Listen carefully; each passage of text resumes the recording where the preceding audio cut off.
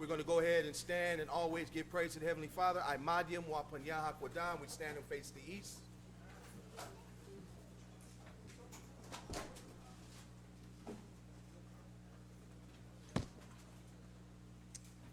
Hold on.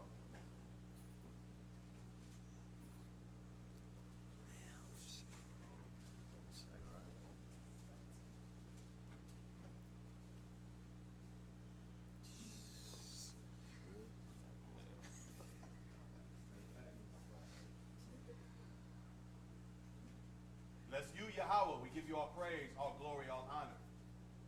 We ask that you send upon us the Holy Spirit, the Ruach Kodesh, to fill our hearts with your wisdom, your instruction, and your law. We ask for your mercy. We ask for your endurance.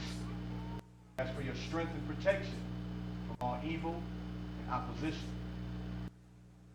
We ask that you speak through us to edify the tribes of Israel, that we may increase our faith, righteousness, and salvation.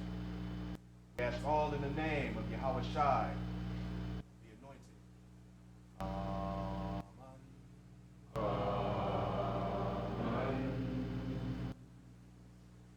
Amen.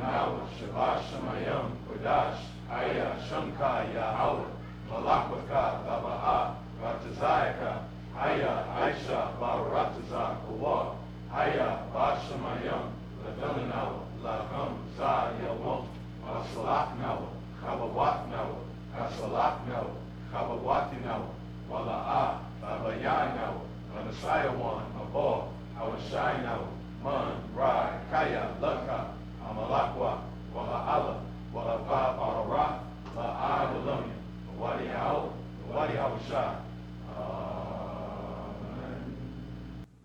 That same prayer found in Matthew chapter 6. Our Father which art in heaven, hallowed be thy name, thy kingdom come, thy will be done in earth as it is in heaven. Give us this day our daily bread, and forgive us our debts as we forgive our debtors. And lead us not into temptation, but deliver us from evil. For thine is the kingdom, and the power, and the glory, forever.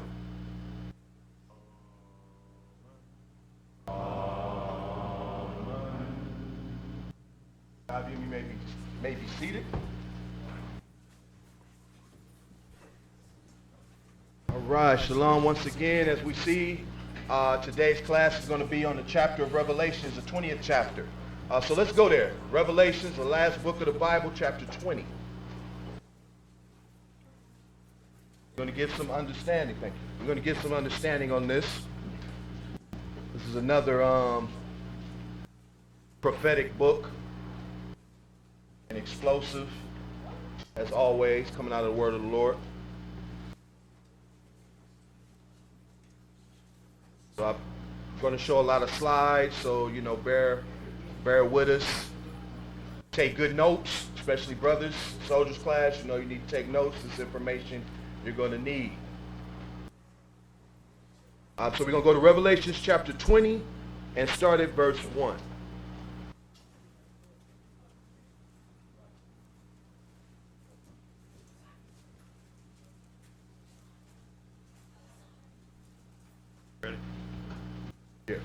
Revelation chapter 20 and verse 1.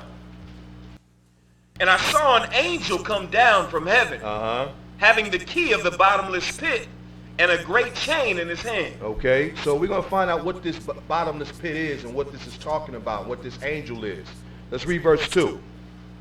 And he laid hold on the dragon, that old serpent, which is called the devil and Satan, and bound him 1,000 years. Okay, so we're going to find out what the bottomless pit is and what the binding of 1,000 years is talking about. So now the first thing he said was that he laid hold on the dragon, that old serpent, which is the devil and Satan, and bound him 1,000 years. Let's find out what this is talking about. Let's find out who the devil and Satan and this beast is. Let's go to Revelation, the 12th chapter.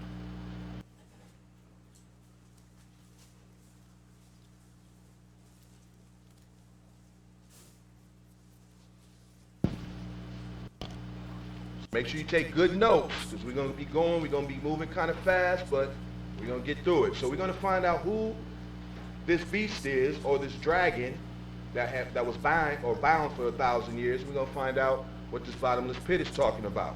So let's deal with Revelations, the 12th chapter, and let's read verse 3. Revelation chapter 12 and verse 3. And there appeared another wonder in heaven. And behold, a great red dragon, having 7 heads and 10 horns, and 7 crowns upon his head. Now, what this is talking about is the so-called nation of Edom, all right, or the so-called white man. The 7 heads and 10 horns. This is all the power of the so-called white man, starting with Rome. Starting with Greece. When you read in Daniel's the 7th chapter, Daniel shows all the kingdoms that's going to come on the face of the earth. He saw the Babylonians. Then he saw the Persians and Medes come after them. Then he saw the Greeks under Alexander come after them. And then Rome emerged, which was, as it said, different from all the other beasts before. It was more powerful, more dreadful, more explosive, okay, and also more wicked. So this is the kingdom we're dealing with. This is the so-called white man's empire. People want to say, well, wait a minute, you're being racist. You're interpreting that. No, we're going to get down to the bottom of it, okay? But it says 7 heads and 10 horns. This is not a literal dragon. This is talking about a nation, a kingdom. The 7 heads represent Greece, Rome, Spain, France, Germany, Russia, and Great Britain. Okay, those are the 7 heads if you don't know them. The 10 horns represent the European Economic Community, or the EEC. Okay, now let's read verse 4. We're going to go in the scriptures and prove it. Read on. And his tail drew the 3rd part of the stars of heaven. Okay, because what it's dealing with now is one of the heads is Rome.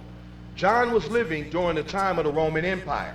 All right, the Romans, or the modern Romans, are your Italians today. Okay, they are a seed of the Edomite nation, or the white race, or Caucasian race. So he said his tail drew the 3rd part of the stars of heaven. The stars of heaven are the Israelites. The 3rd part are the 3 tribes that was left in Jerusalem that were under Roman rule at that time. The tribe of Judah, the tribe of Benjamin, and the tribe of Levi.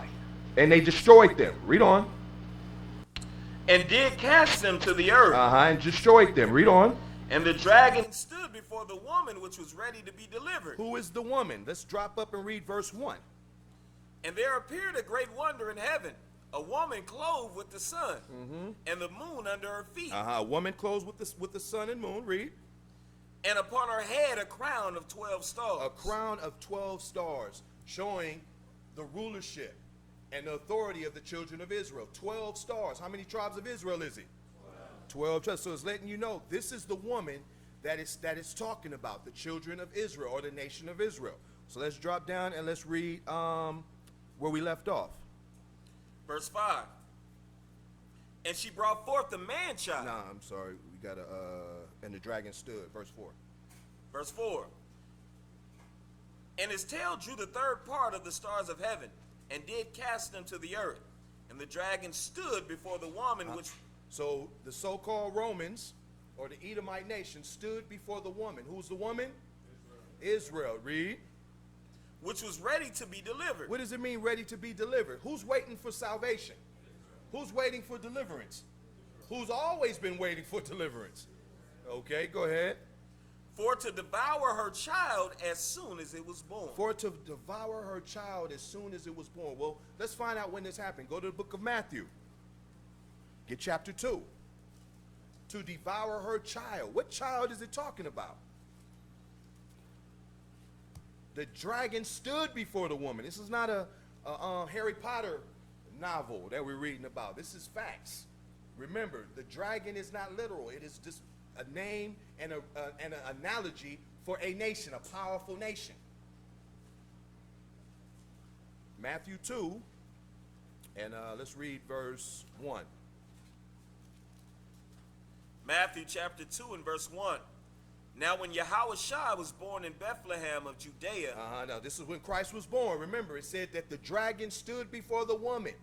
Okay, the nation of Esau, the so-called white man, stood before the children of Israel, the nation of Israel, to devour her child. The child is talking about is Jesus Christ. To kill him as soon as he was born. Why? Because Christ was the Messiah. Christ was the leader of the children of Israel. He came to give them salvation. Go ahead.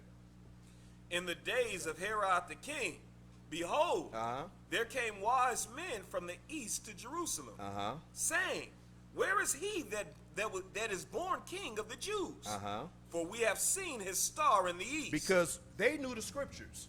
When you read in the books of Isaiah, read Daniel, the 7th chapter, where it talks about after Rome comes up, it speaks about a kingdom that has no end. What kingdom is that? That's the kingdom of Christ. That's when Israel is in power. So they saw, and they were looking for this. So when they saw the Messiah and found out that he was born, they said, you know what? Maybe if we destroy him, it will prolong our years. So this is what they attempted to do. Read on. And are come to worship him. Go ahead. When Herod the king had heard these things, Herod being a Roman, go ahead. he was troubled, and all Jerusalem with him. See that? He was troubled. Drop down to verse 13. Verse 13. And when they were departed, behold, the angel of the Lord appeared to Joseph in a dream, Who was Christ's father, read. saying, arise, and take the young child and his mother, And his mother Mary, read. and flee into Egypt. Go into Egypt. Read on. And be thou there until I bring thee word. Why? For Herod will seek the young child to destroy him. You see that? See, Herod, when they found out that Christ was born, they put a hit out on all young children of that age. Because they said, we have to stop this. This young child is destined for greatness and will deliver Israel and put them back into their place in favor with the Lord to make them the rulers of the earth again. Well, he figured, well, if we kill the master teacher, which was Christ, they won't have this chance. Y'all see how it's working? Okay. So this is what they did when it said that the dragon stood before the woman to destroy her child as soon as it was born. Do y'all see that happening now? Soon as Christ, when he was young, when he was an infant, they sought to destroy him. Okay, let's go back to Revelation.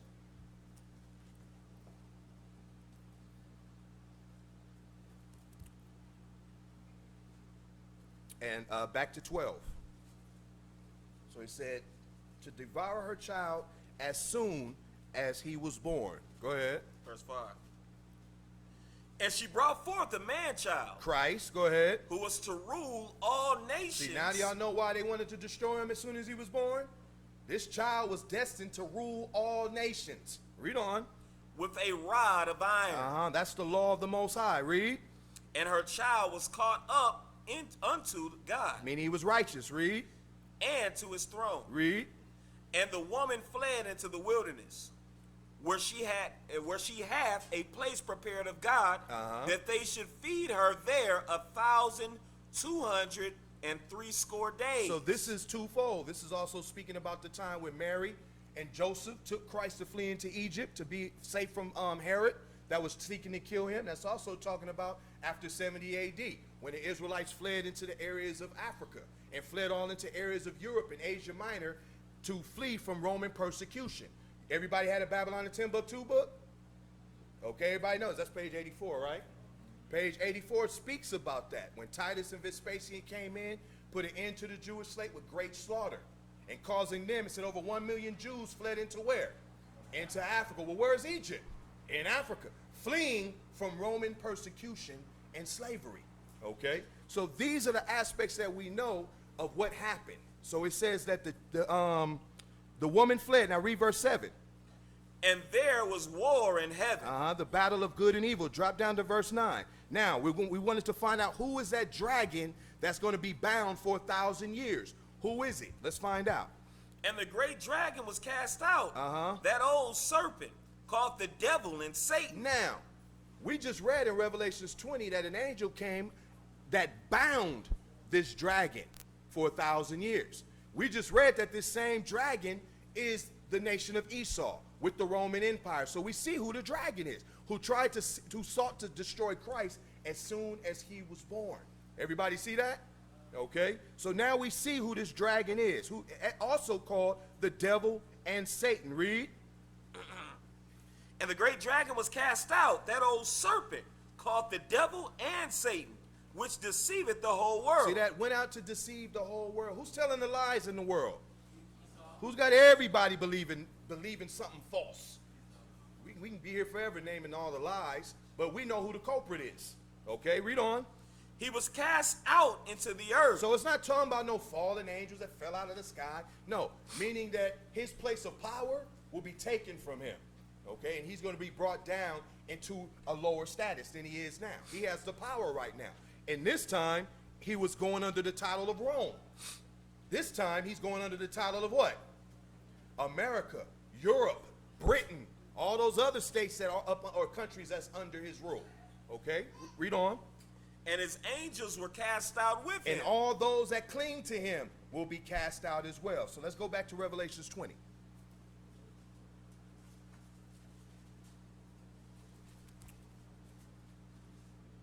So he said, an angel came out of the bottomless pit, and having a great chain in his hand, and he laid hold on the dragon. Read verse 2.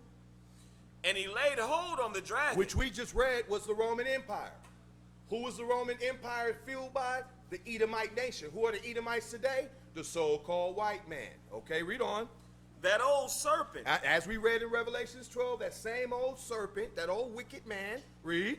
Which is the devil and Satan. So when you talk about the devil, who are you talking about? Devil just means what? Satan means what? Well, who's the deceiver in the world right now?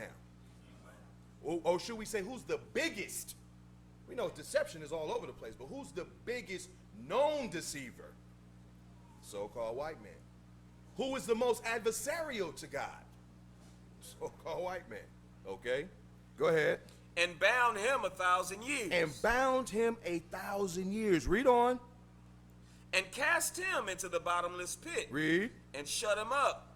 And set a seal upon him, that he should deceive the nations no more. So it's talking about, if this is talking about the Roman Empire fueled by the so-called white man, when was the so-called white man ever bound or ceased to have power for a 1,000-year period? We got to go into history and find that out. When did that happen? Some say, well, wait, mate, that might be talking about the future. That might have happened. Well, when was he out of power? Let's find out, okay? Let's talk about this man right here. Okay? Lucius Septimius Severus. You ever heard of him? Do your research. Write him down. Write this name. Your pen should be moving. Pen should be moving because these things will be on the test. Lucius Septimeus Septimius Severus SEV.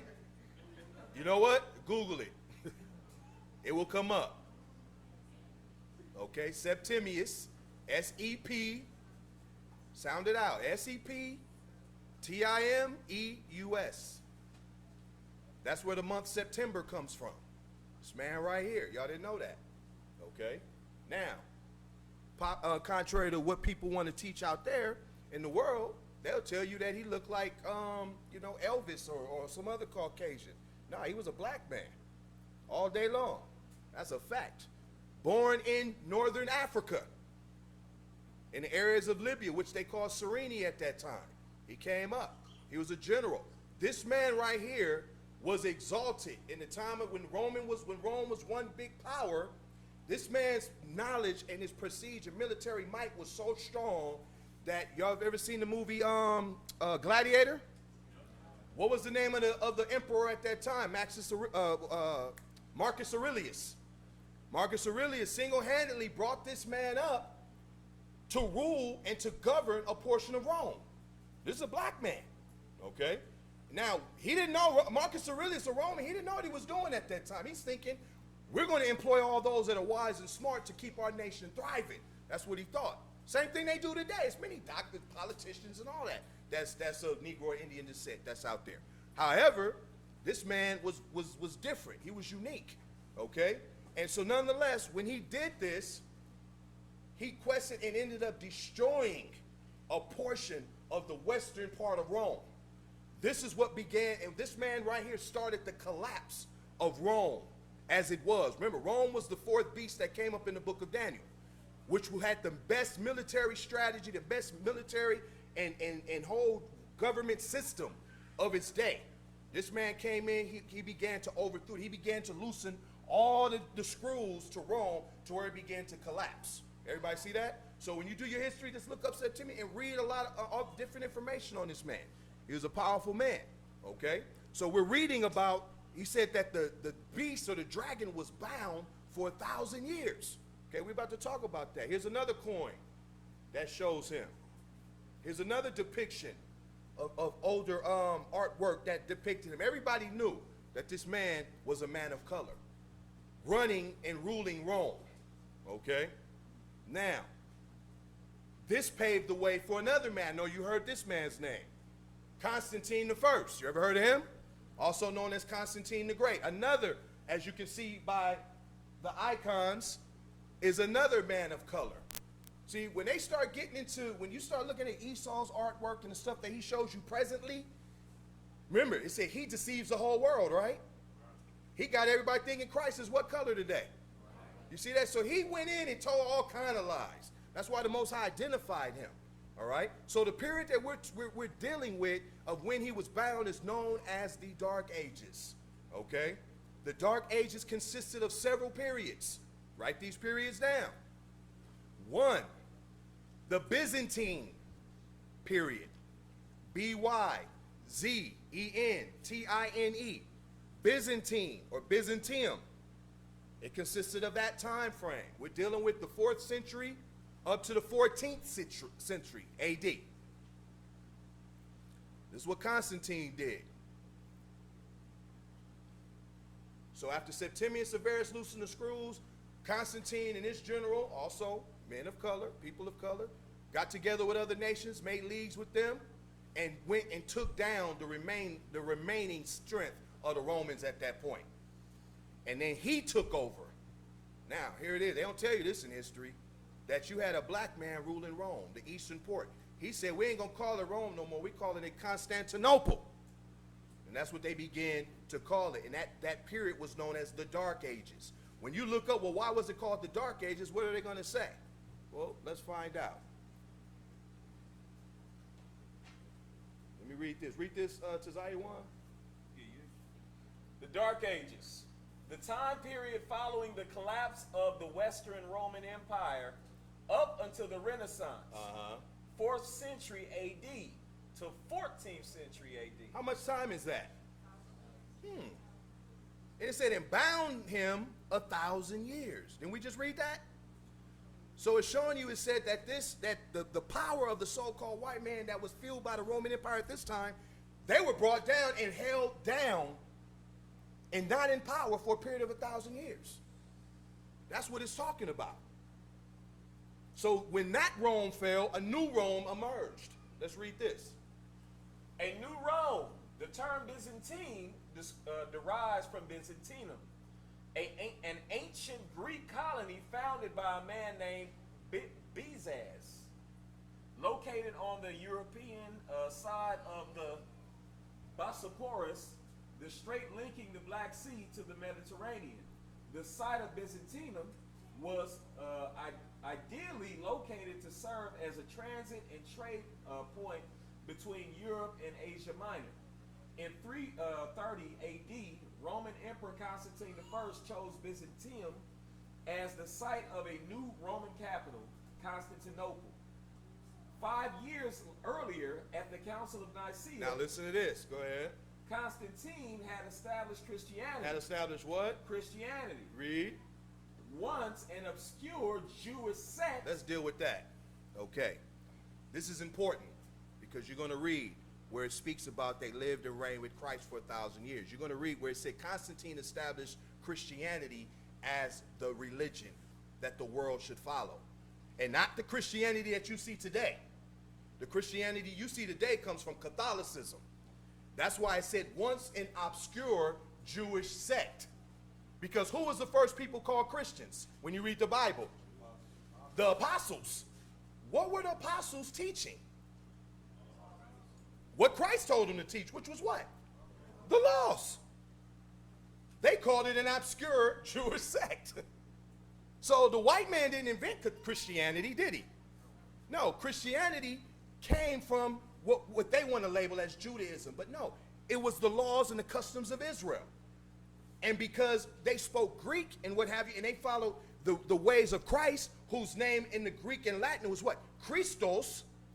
People that followed that were identified as people of Christos, or later called Christians. You understand? The Christians in that era kept the Sabbath on the seventh day as commanded, kept Passover, which was Pesach. They kept Day of Atonement. They did everything that the scriptures was that said to do. Okay? You had many Israelites coming here. Write this down. You had groups known as the Zealots. You had groups known as the Essenes. See, these are groups that you guys got to educate yourself about. These are people that knew the law, and they existed long after Christ and long as what they call the Christian era. That's when you get the date line where it says CE. BC and CE, before Christian, or BCE, before Christian era, after Christian era. Okay, the Christian era began in the 1st century AD under Christ. When Christ passed the apostles, the 12 disciples, they recruited many and continued teaching those doctrines. And you had Paul. Then you have groups known as the early church fathers. You ever heard of them? Then you have the saints. All of these individuals, it just didn't stop there. Like when Christ died, everything dropped. It kept and continued. And then later, of course of history, they started to adopt different things and started to stray away from the commandments that was once present. And that's how Catholicism creeped in to the situation. Catholicism means what? Universal. They began to trim their ways to gain military might because the religions controlled the military. The religions is what fueled kingdoms. So they're figuring in order for us to grow in military strength and economics, we need to bring some of these pagans into our fold. So then you start finding how Easter started getting tweaked, or and Christmas started being brought in, and things like that. That's what began to happen during this period of time. Okay, you can read about all of that. So it said, nonetheless, just backing up. So Constantine had Christianity as the main doctrine, the main belief that people should follow. Okay, which was held by Christ, not what you see today. Okay, go ahead. The citizens of Constantinople and the rest of the Eastern Roman Empire identified strongly as Romans and Christians. So when you go in, and that's something from before, when you go into the New Testament, you hear Paul say, there's no difference between the Jews and the Greeks. What is he saying there? They're both the same. They're both Israelites, just living in two different areas, speaking two different languages. Don't get it twisted. Okay, go ahead. Though many of them spoke Greek and not Latin. Go ahead, because Latin was the language of Rome. But read on. That's it. Okay, so let's go to the next one. This is etymology of Byzantine. Now we're going to find out why was it called Byzantine. Read what you got. Byzantine, 1770, from Latin Byzantinus. Originally used of an art style. Later in reference to the complex, devious. Wait a minute, complex, devious, go ahead. And intriguing character of the royal court of Constantinople. Okay, so Dark Ages. Found funny, huh? But it's also called, I already told you, Byzantine. Also write down medieval. Not the restaurant. Not medieval times, but as a period, the medieval period. Also called the Middle Ages. All of these identify the same dispensation of time. But when it says the devious Dark Ages, they try to say, well, people ask that, why was it called the Dark Ages? Well, you know, it was a lot of evil going on, and not too many, history's really silent about what happened, so we call it dark. We really don't know. That's the scholar explanation of it. But we'll find out why they called it the Dark Ages. But remember, it said he bound them 1,000 years, right? How long did the Dark Ages last? Well, let Esau tell you, 1,000 years. All you got to do is look up. How long did the Byzantine Empire exist? About 1,100 years, 1,000 years. I just kept simple references that you can go back and look at them on your own. I didn't even include any other books. This is common knowledge. They understand this. They know this. So when it says that this angel came and bound the dragon, which we know is the Roman Empire, which is Esau, the so-called white man, and bound him 1,000 years, it's showing you that he was taken out of power while these so-called Negroes moved into power and occupied and ruled Europe, Rome, Asia Minor, and all of these other places. Can y'all see that? This is a time frame you could get, the chronology of the Byzantine Empire. it goes over the whole 1,000-year span, starting at 330 AD when Constantine stepped onto the throne. So now, in the course of that, what did we find? Let's find out. Go to Revelation chapter 12. So we see it said that bound him. He was bound 1,000 years, locked up. But when it says that he was bound in the bottomless pit, we're going to find out where that is too. Revelations 12.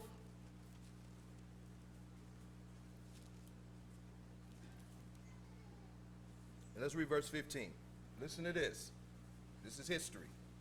Revelation chapter 12 and verse 15.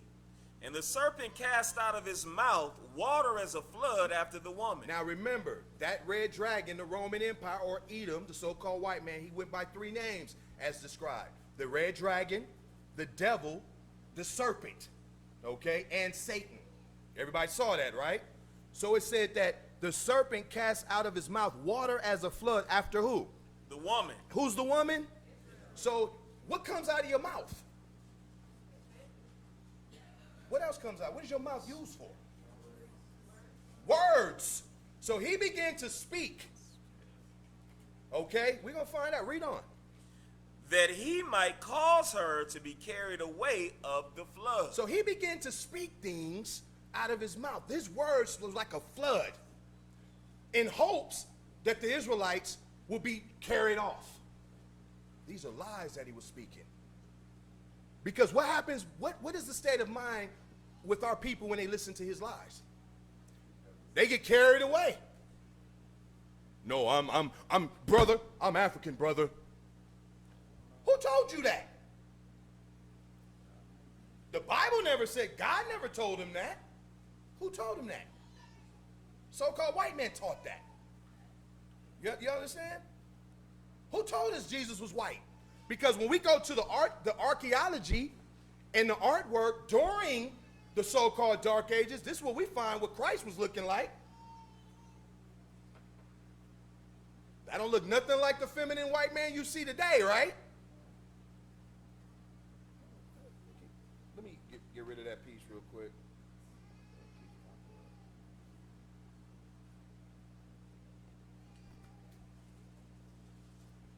So these are what's known as icons, okay? And these are not icons that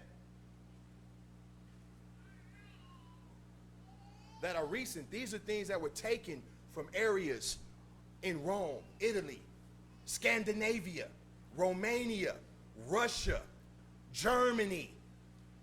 When you go to places like Voronet, write that down, V-O-R-O-N-E-T. This is a monastery that's in Romania.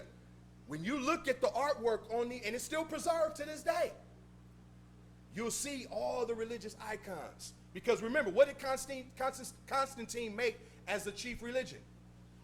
Christianity. So all the artwork that was being erected and brought forth during that time period when the Byzantine Empire ruled was what? They showed the truth. They showed what was going on at that time.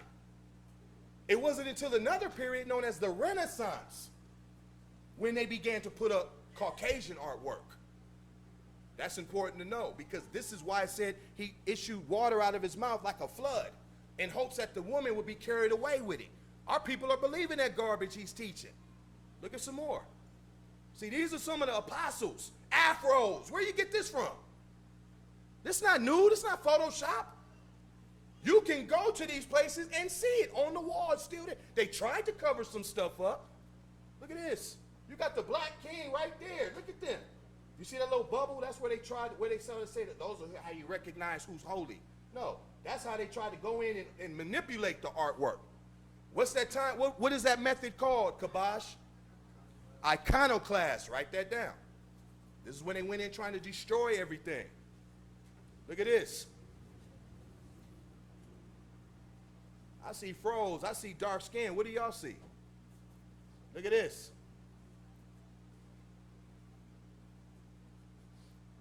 Look at that. Look at that. Look down in the corner. Look at the afros and the beards. Look at here. Look at right there. This is taken from the catacombs. This is the Israelites that were hiding in the caves in Rome when they were being persecuted. This is Adam and Eve. What color are they? But if you let Michelangelo paint it, what's he going to make it look like? Feminine, white. You understand? See, this is what exists. This is there. We had the, the privilege to go into England and go into the museums and the monuments, places like Westminster Abbey. This is a cemetery. It's a mausoleum, actually, that's inside in England. And you go in there, you'll see knights, beards, afro, like life-size knights in armor, standing on their sarcophagus, which is a casket that's in the wall. And they're standing there guarding it. Fro, big beard, fro, standing there. These are knights. You understand? So this is what was going on during that time. This is some information you can write. This is a simple book, but I'm not going to even go into it. But write down Nature Knows No Color Lines. You can read that book. Most brothers should have it. All right, this is a document of the Crusades. This is when the war that happened between the Muslims and the Christians. This is when Constantinople was being defeated. Look at what these knights look like. Look at the face. This is other artwork taken from the walls. He's showing the Romans, showing Edomites as being captive. Look at here. See, they want to show you the Virgin Mary in Christ, but look right there. Look at here. Don't look nothing like they show you in Catholicism, right? Because remember, Catholicism came later. This is all artwork before that time. During what's known as, now you understand why they call it medieval? Byzantine, which is a derogatory name, meaning backwards. You understand? So what these things mean? Look at that. Look, you see they already tried to manipulate that. See how they put the pressure, the little, what do they call it? The little, nah, see his hair texture now? Look at the beard texture. Look at his hair. They probably look a little process on him. Can y'all see that? Look at his hair. What did that child look like? This, again, you see, this is stuff.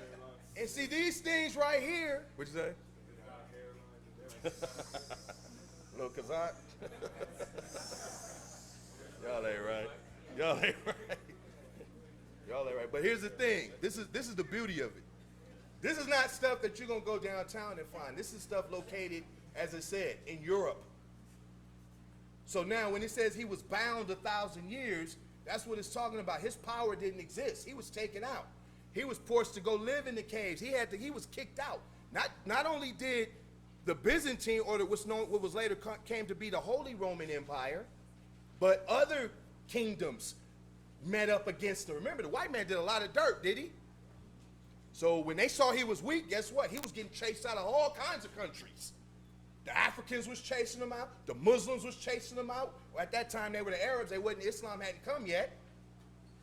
But soon it did, because Islam erected in the 7th century AD. So then you understand how they began to be known as Caucasians.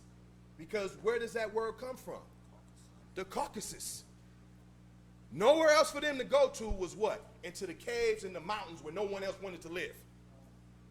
They had to go up, and that was the only refuge that they can find, is in the cave. They was getting ran out of everywhere. Even that land that they controlled, Italy, Sicily, all those places, they was getting kicked out of all of that. Constantine had them running everywhere. Then the Persians, who they had defeated earlier, had them running from this. And no, you ain't coming here. Better get up out of here with that. So they was like, where we gonna go? We gonna go to a place where it's snow and woods and and be disconnected from society. That's what happened to them for a period of 1,000 years. So that's what it means when it says that he laid hold on him and bound him. The bottomless pit is talking about, where was he bound at? In Europe. Why is it called the bottomless pit? Because that is the origin of the iniquity. That is where all these heresies are stemming from. And people are being absorbed into it without measure. Meaning, like, if something, you can continuously throw people in it, it don't have no bottom to it, right? That's why Scripture said hell hath enlarged herself. That's what it's dealing with. So it's not talking about, oh, the dragon, a fictitious creature. No. Speaking about a man, that this man had power, and his power was taken from him for a period. Okay? Let's continue on. Look at this here. You see that? These are things that you can find in these places, in these cathedrals.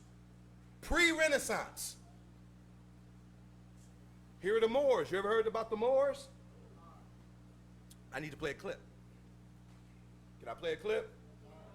All right, this is from a movie called True Romance. I want y'all to listen to what this dude states based on what we're dealing with in this lesson.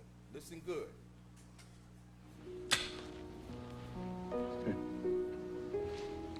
You're Sicilian, huh? Sicilian. Sicilians are Italians. You know, I read a lot, especially about things, about history. I find that fascinating. Here's a fact, I don't know whether you know or not.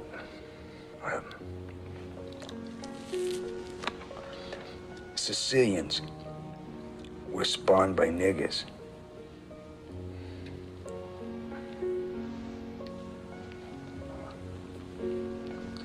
Come again? No, it's a fact. Yeah. You see, Sicilians have black blood pumping through their hearts. And no, if you don't believe me, you can look it up. Hundreds and hundreds of years ago, you see, the Moors conquered Sicily, and the Moors are niggers. So you see, way back then, Sicilians were like wops from northern Italy. They all had blonde hair and blue eyes. But, well, then the Moors moved in there and, well, they changed the whole country. They did so much with Sicilian women, huh, that they changed the whole bloodline forever. That's why blonde hair and blue eyes became black hair and dark skin. You know, it's absolutely amazing to me to think that to this day, hundreds of years later, that Sicilians still carry that nigger gene. Now this, I'm quoting history. It's written. It's a fact. It's written. I know this guy. No. Your ancestors are niggers. Hey. Yeah. And your great-great-great-great-grandmother, the nigger. Oh, yeah. And she had a half-nigger kid. Now, if that's a fact, tell me, am I lying? 'Cause you're part eggplant. No! Hey. You're a cantaloupe.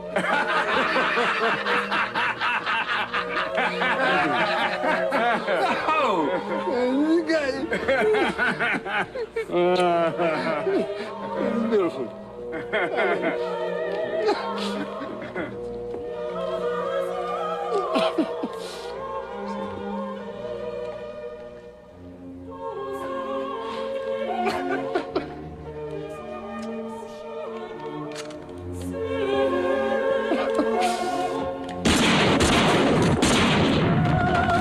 I haven't killed anybody since 1984.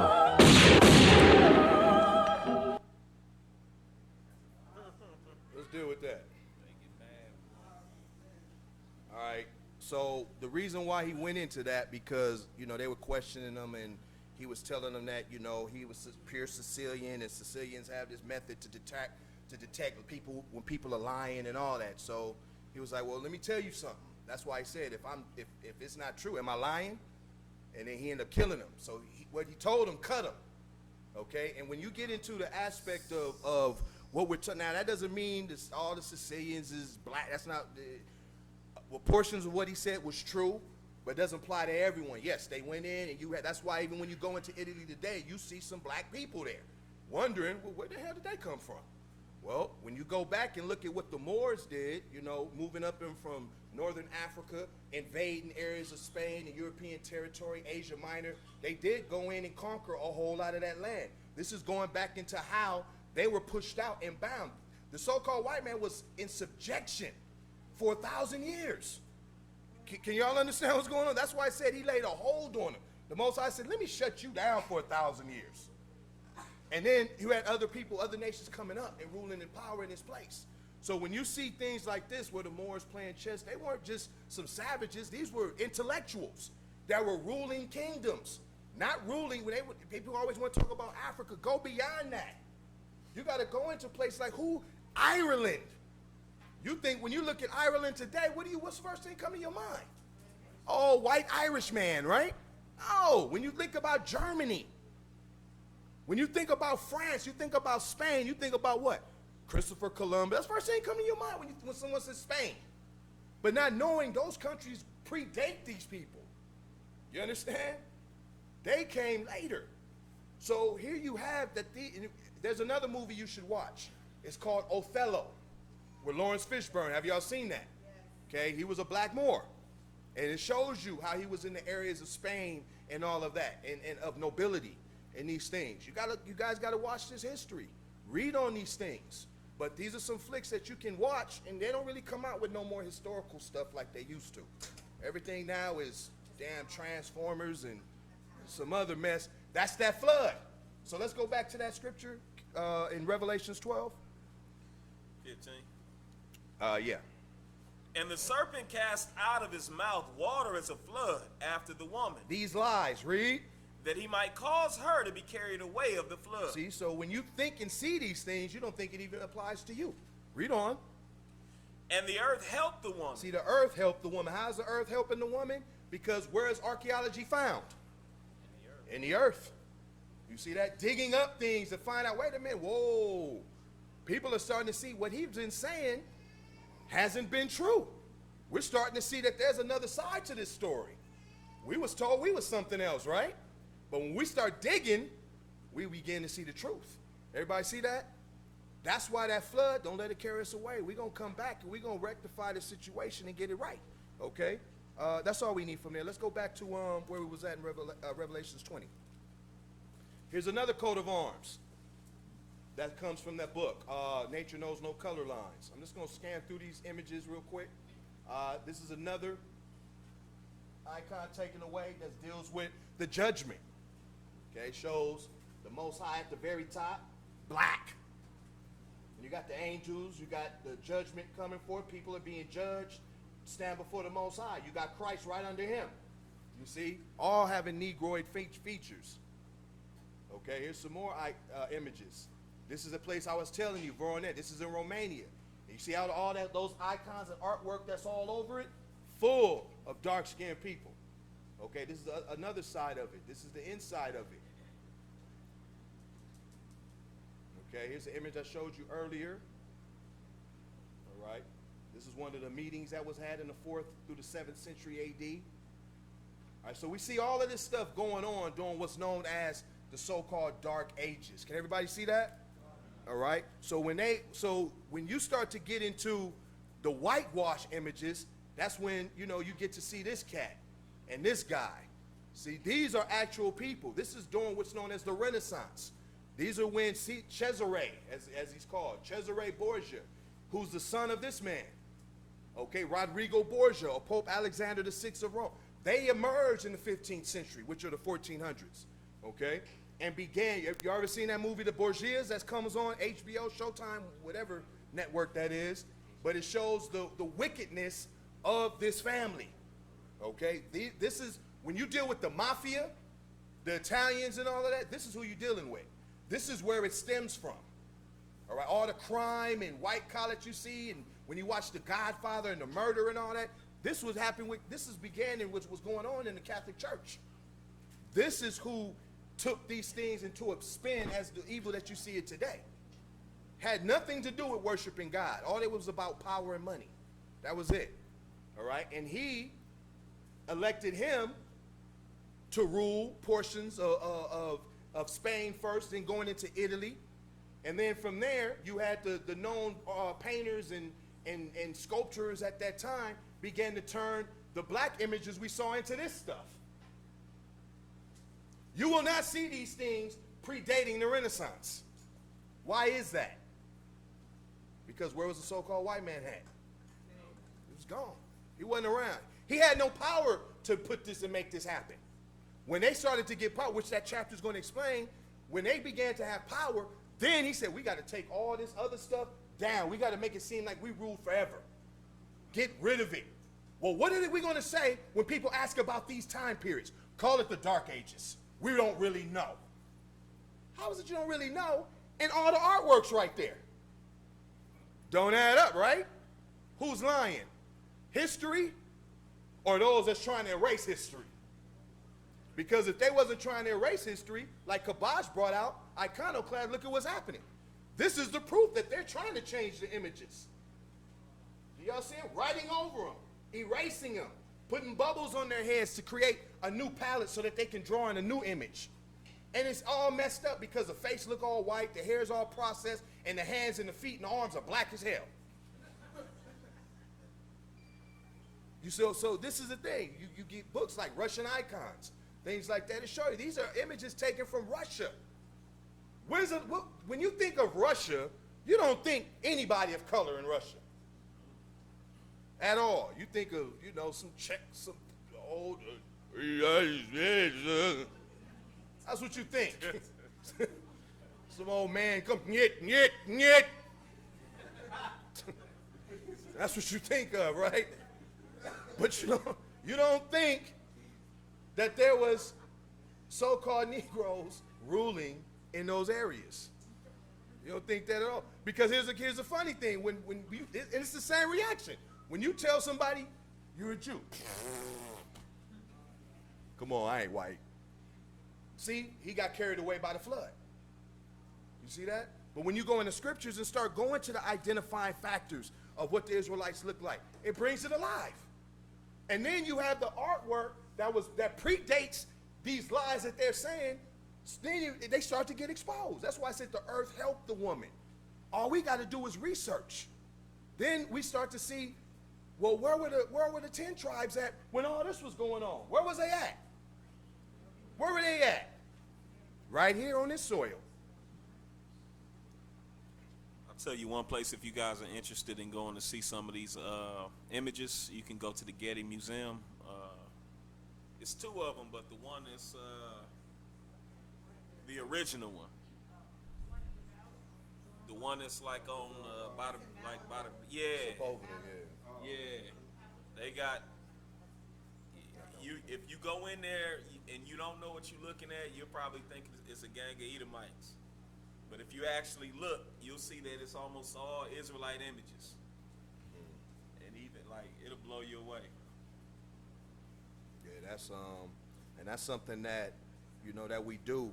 We brothers are required to have portfolios to where at the drop of a hat we go into this stuff. Like you look at this cat. That's William Shakespeare. For real. You understand? Look like George Jefferson a little bit, huh? But then once they started iconoclasm and whitewashing, they made him look like this. Now that's the real Shakespeare, according to them. Look at this cat right here. Bet y'all don't even know who that is. It's King James. That's the one who authorized the Bible, had it translated. Look at that. Here's some more images of him. Look at that. That's a black man. It looked like one of them pimps from the 70s. You see what I'm saying? You understand? Then if you really get into it, look at that. You can't deny that. You cannot deny that. As he was older.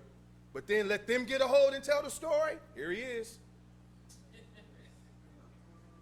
You understand? That's what they turn, and that's what what did they do to Yahweh Shai? Like I said, if we was here another 200-300 years, you best believe Kobe Bryant gonna be an Edomite. Kendrick Lamar be an Edomite, little Edomite kid. You understand? That's what they'll do. Make it look like they was the best. They was always they started hip hop. That's what they trying to say. Let them tell it they started jazz and all. That's how they do. That's why I said deceive the nations, who deceiveth the whole world. Does he not? You see what I'm saying? So he went out of his way to put this stuff out, because by doing so, you got to think, what was his mind state to say, we got to change this artwork? Because think about it. If you moved into my house and you trying to convince your family and friends that you always had that house, and you be like, well, who's that brother on the wall? It's pictures of me and my family all around. And you trying to convince people that you was there and you white.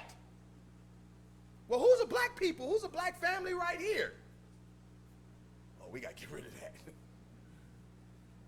But you can't destroy the artwork without destroying the monument. You understand? So what's the best thing that they can do? Is start to try to make alterations to it. Let's chisel off the nose. Let's try to make it as not as recognizable as possible. So they do all this mess. Y'all see that? You know, and they did the same thing when they went into Africa. That's not a secret either. Same thing, because that culture also possessed Negroid. That's a fact. But that doesn't make Negroes Egyptians or Africans.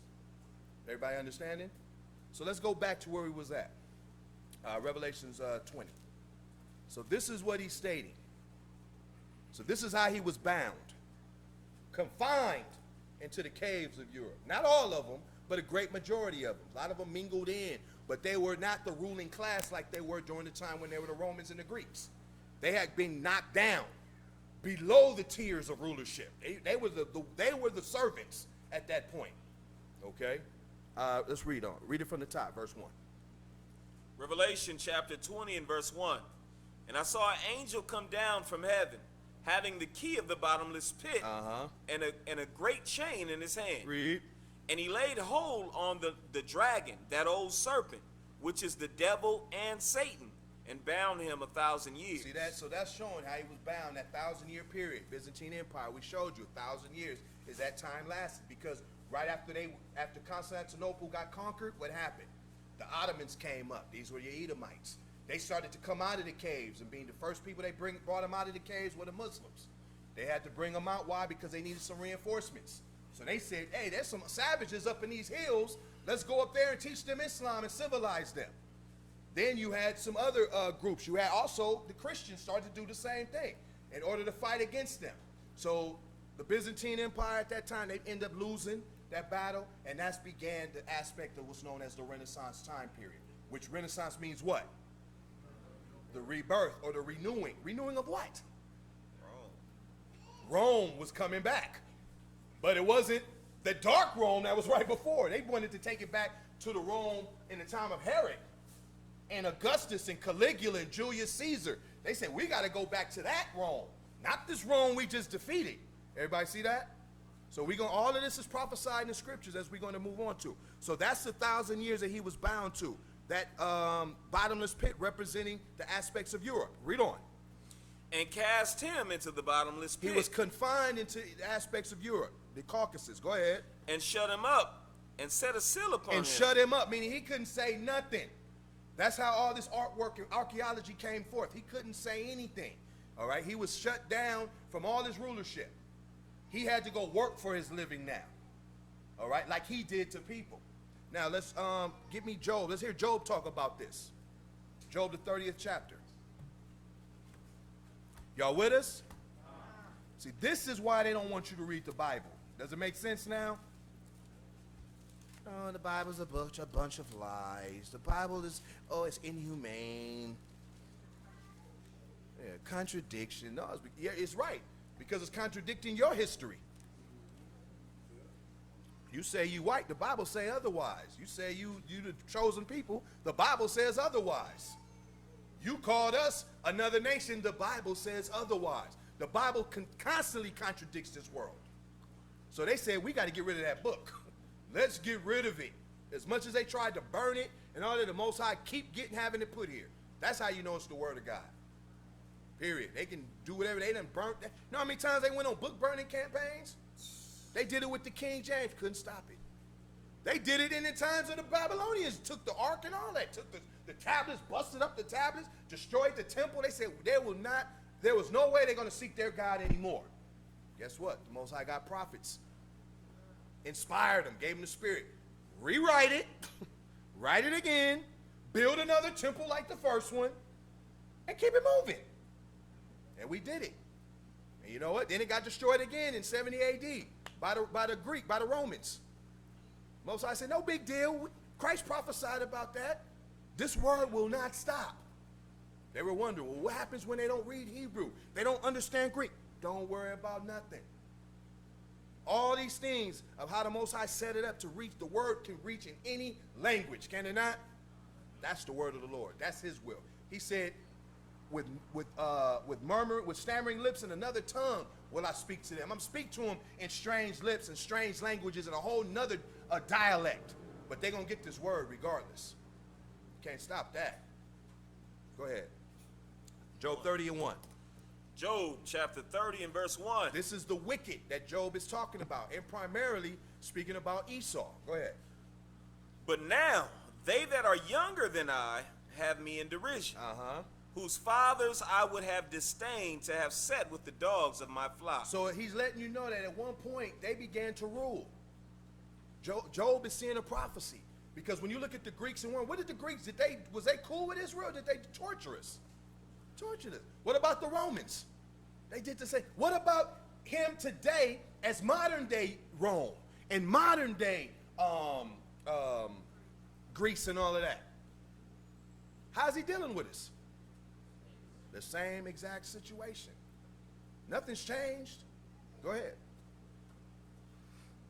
Yea, whereto might the strength of their hand profit me, in whom old age was perished? Go ahead.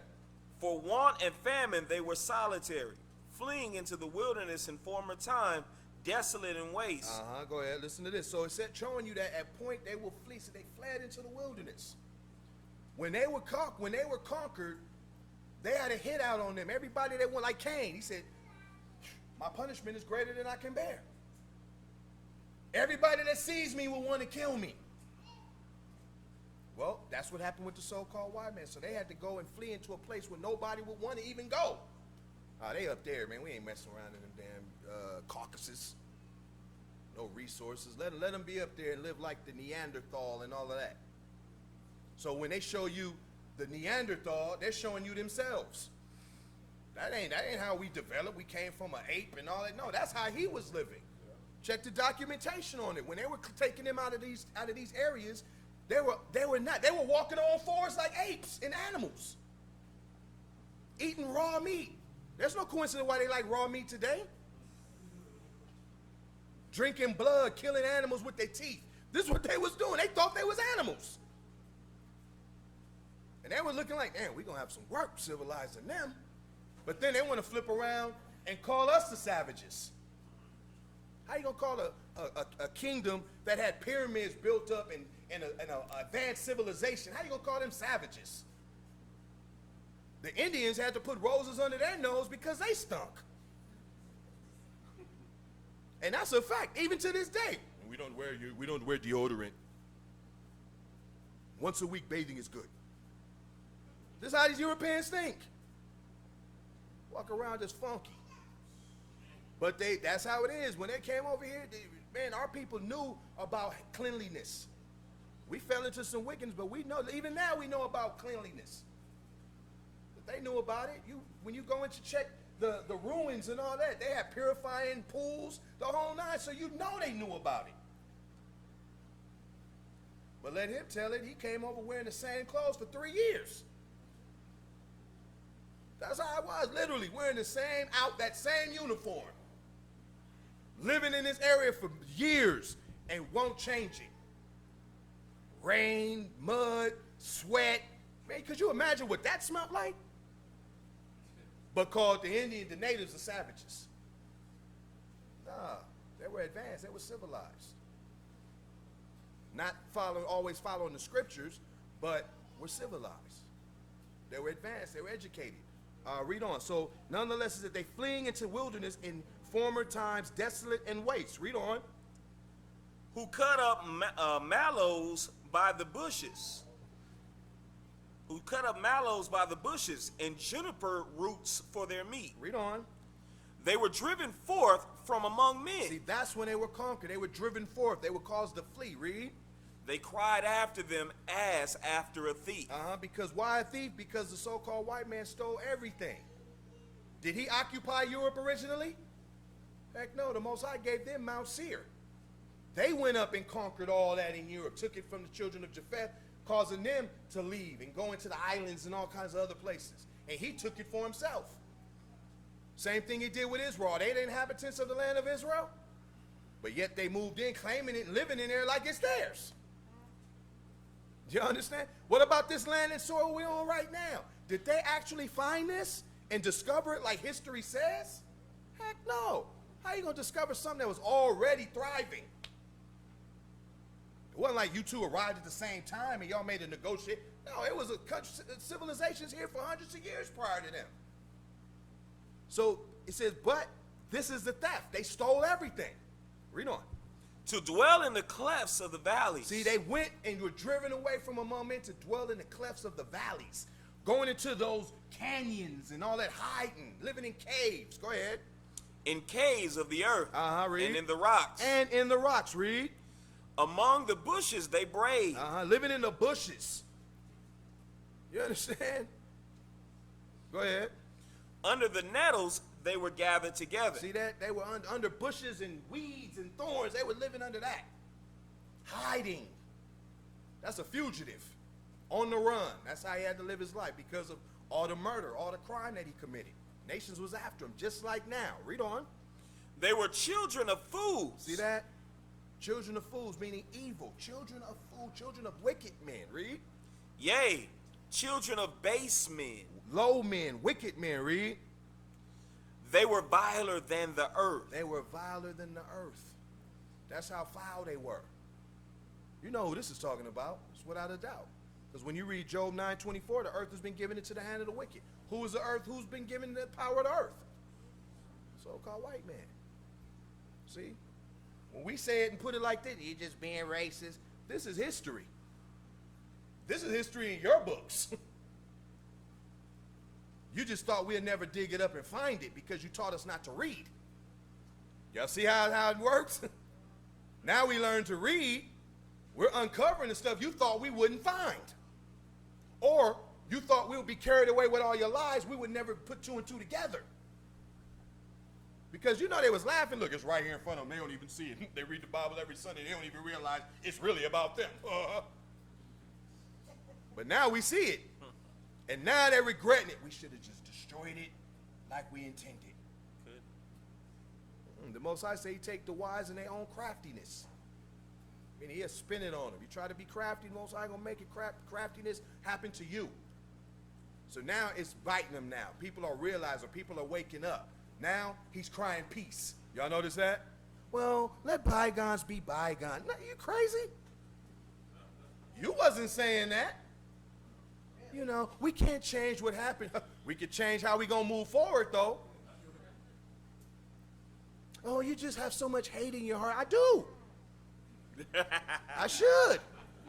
Why shouldn't I? Well, that's just racist. It is. Just like you was for your people then and looked out and did the best for your people and stepped on every nation to make sure that your people were great, we got to do the same thing now. You taught us that. How are you going to get mad now? This is what you teach the children in your educational system. How great you were and who you stepped on to get to the greatness and where you are. Well, you reap what you sow. So it's got to happen. So this is what happened in them. Read on. Verse 9. And now am I their song. See, now, here it is at one point, they had some power, then they got defeated. They went, ran, lived in the caves, under rocks, humping like animals, humping like dogs. reproducing. That's how they was living. I think I got an image of. Yeah, there we go. There you go. You see? That's how he was looking up there. And they shaved him down, taught him how to walk upright, how to eat with forks and knives. Then he gave him, and then he started to come into this. Talking about a Cro-Magnon. Get out of here. The Most High said he made man. He didn't make a monkey. Then the monkey evolved to a man. And he didn't know. We've always never been no missing link. That's that flood. The Most High created us. The way we are today is the way we were when we were created. You don't see no monkeys evolving, do you? They're still the same thing that they were then today. That aspect of evolution is another lie. Now, science evolves, your education and surroundings can evolve, things like that, but you're not going to be what the Most High did not create you to be. He created you to be an ant. That's what you're going to be forever. That's it. But in an uncivilized state, that's how he was acting. Like a savage, like a fool. But now we his song. Now he's laughing at us like, you don't realize how you was in, we know you was in the caves. And you're going to laugh at us. Look, just look at them. Look at them. Look at the Negroes. Look at the Mexicans. Look at them. Just pathetic. Let us play your tape back. But that's how he is. Read on. Yea, I am their byword. Now he calls us names. Read on. They abhor me. They flee far from me. They don't want to have nothing to do with it. You can read that rest of that chapter on your own. Let's go back to Revelations 20. But y'all see how it's prophesied, how he would go into the caves.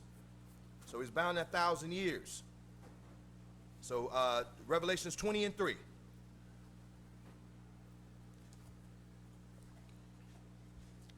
Revelation chapter 20 and verse 3. And cast him into the bottomless pit. So he was thrown into the to the Caucasus and removed from power. Read. And shut him up and set a seal upon him. That what?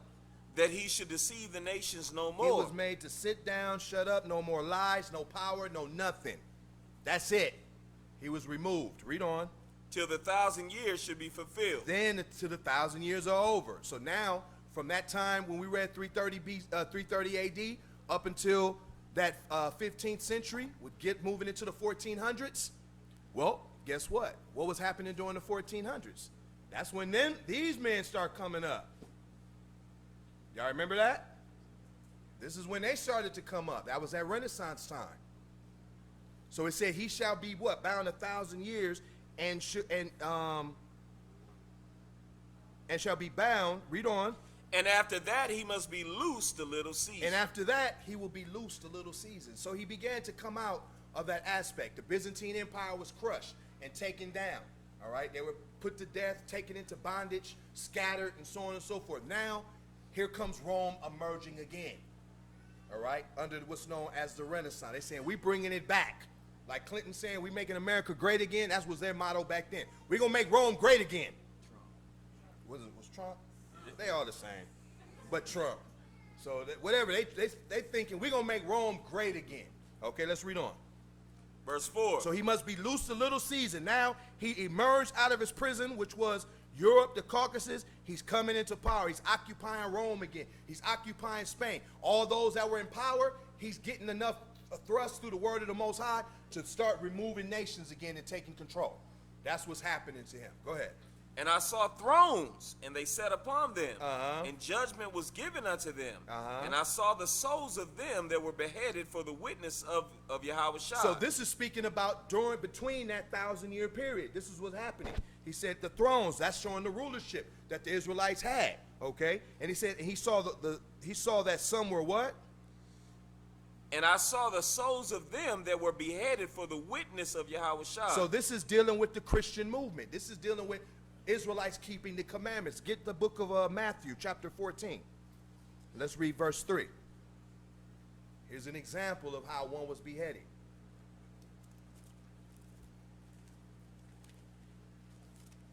So it wasn't an easy walk either. Remember, the Christians, which were the Israelites, the Jews, following Christ, were being afflicted.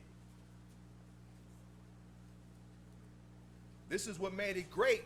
When they began to have this power, they began to say, oh, it's all good. But then what happened? They started transgressing. It's like Israel always has. And then heresy started coming in, even during that 1,000-year reign. Okay? Read what you got. You can start at verse 3. Matthew chapter 14 and verse 3. For Herod had Roman, go ahead. Had laid hold on John the Baptist, and bound him and put him in prison for Herodias' sake, his brother Philip's wife. Why? For John said unto him, it is not lawful for thee to have her. So John, being a disciple and an advocate of the Most High and a supporter of Christ, which we would consider him a Christian, he spoke against Herodias. Okay? He said, look, right now y'all committing adultery. And he got on her, and she didn't like it, so she had him thrown in prison because she was what? Being a Roman and being an authority, she had the power to have him cast into prison. Okay, so read on. And when he would have put him to death, he feared the multitude because they counted him as a prophet. And people respected and loved John. So he said, nah, if I put him to death, then we're going to have an uproar. So let's read. But when Herod's birthday was kept, the daughter of Herodias danced before them and pleased Herod. Go ahead. Whereupon he promised with an oath to give her whatsoever she would ask. What did she ask for? Read on. And she, being before instructed of her mother, said, give me here John the Baptist's head in a charger. A charger is that plate that you bring out with food on it that you lift the lid up. That's how she wanted John the Baptist's head. Okay, read on. And the king was sorry. Nevertheless, for the oath's sake, and them which sat with him at meat, he commanded it to be given her. And he sent and beheaded John in the prison. So now when he says, at this point, let's go back to Revelation 20. Everybody saw John was beheaded. What was he beheaded for? For speaking up about with the word of God, right? Okay. Same thing you read about what happened with a lot of the apostles and the men and women that feared the Lord. All right. When the Romans were in power, what did they do? They began to afflict those that were with the Most High. Well, is any different now? No different now. Okay. Continue on. And I saw thrones, and they sat upon them, and judgment was given unto them. And I saw the souls of them that were beheaded for the witness of Yahushua. Because many more than John were beheaded. Some of the disciples, fathers, and those that taught the word were sawed in half. Some of them were fed to lions. Some of them were thrown out in the middle of the sea. You imagine that? You taken out in a boat and thrown out in the deep and left there? You can only tread water so long, right? If not eaten by the creatures out there. Man. But this is the cruelty that they were doing towards the followers of Christ.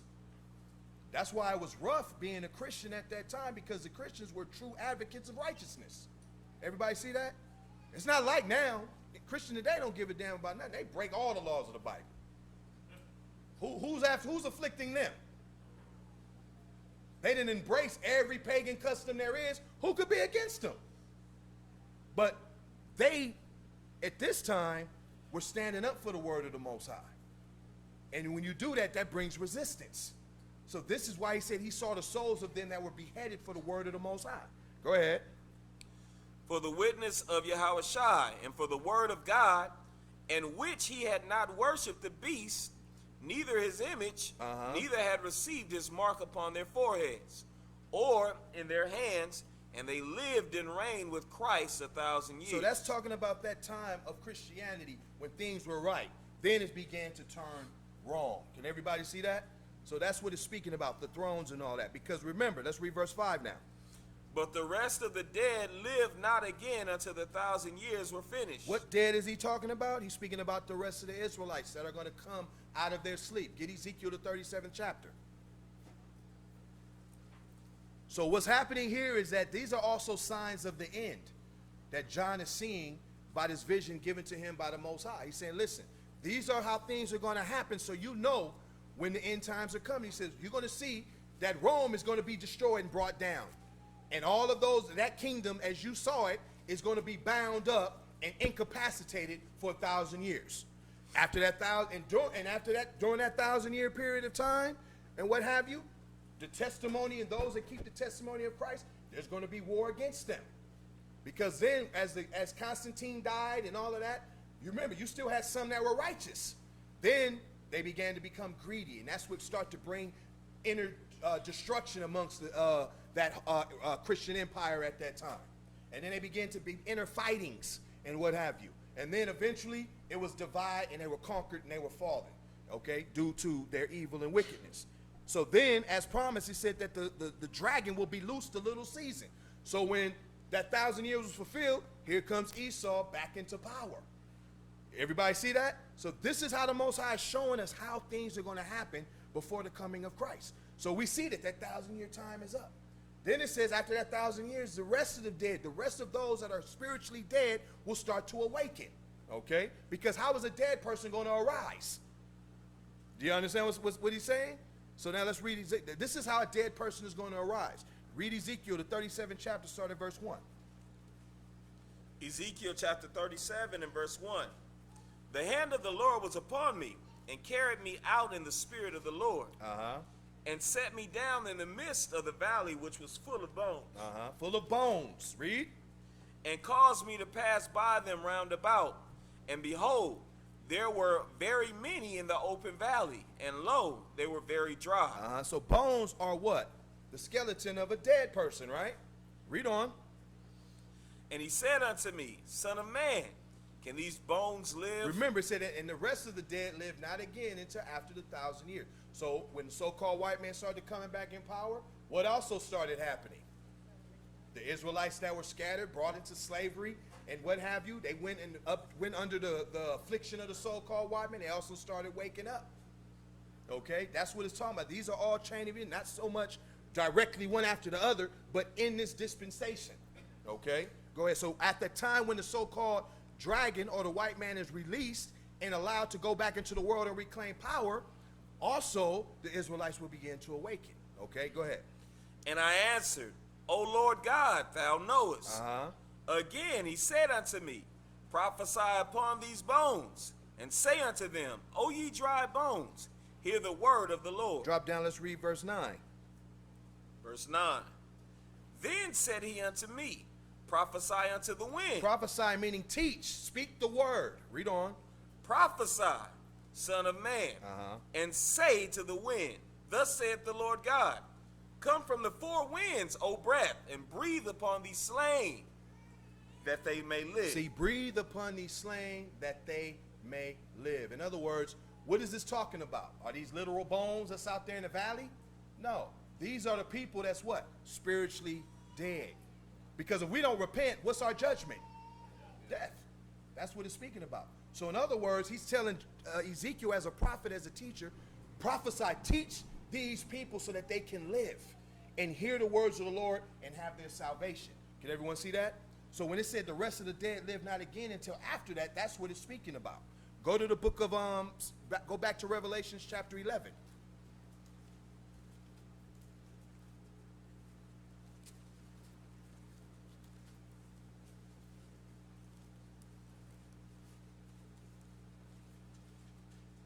And let's read verse 11. Revelation 11:11. Revelation chapter 11 and verse 11.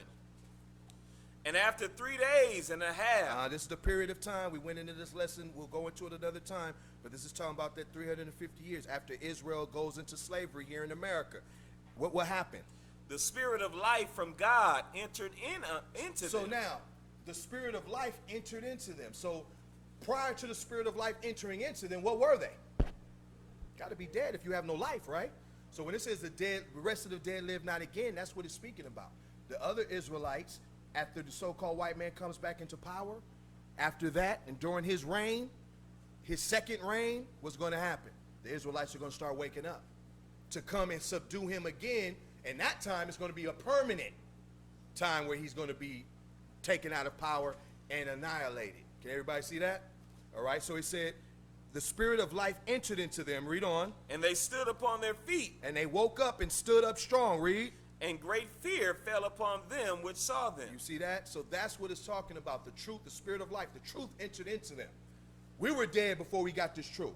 We just didn't know it. We was too dumb to know it. Now we're alive. Let's go back to Revelations 20. Is there any questions? Everybody good? All right. That's why I said now the testimony of those that were beheaded, those that were afflicted for the word, and also did not receive the image, okay, or receive the mark of the beast. What is the mark of the beast, Micaiah? Simply put, wickedness. That's it. It's not the chip. It's not any type of X or some tattoo you're going to get thrown on you where people going to look and... No. It's iniquity, evil. Okay, that's what the mark is. So those that don't engage in evil and partake of the ways of the system that's in power to them, okay, because what happened? A lot of our people got influenced by Rome. And what happened? They ended up leaving their culture and the ways of the Most High to fit in with Rome. Well, is that any different than what people are doing in this modern Rome, America?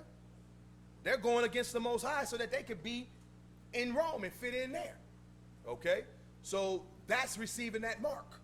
All right? So it said those that didn't, they will reign with Christ. Okay, let's read verse 5 one more time.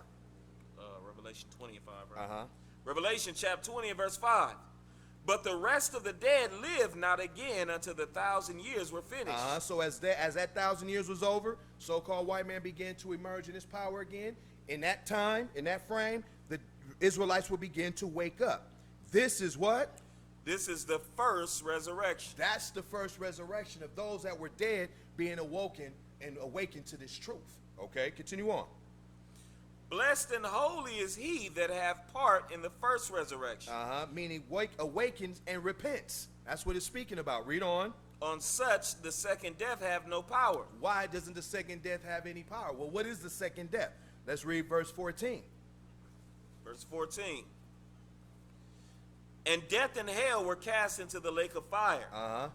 This is the second death. See, that's that spiritual death.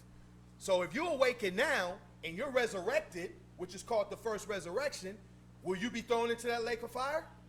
Then the second death doesn't affect you. It has no power over you. That's what it's saying. So everybody see how the Most High is setting this event up? He's saying, listen, Esau's going to rule. He's going to be taken out of his rulership for 1,000 years. He's going to emerge again for a short period of time. And then what? Many is going to be afflicted. Okay? And at that same time, our people are going to wake up. And you're going to see everything else. All of these things in this sequence is going on right now. This is how we know how the prophecies are unfolding. Okay? Let's jump back and drop down and read verse 7 now. I'm sorry, continue verse 6. Verse 6.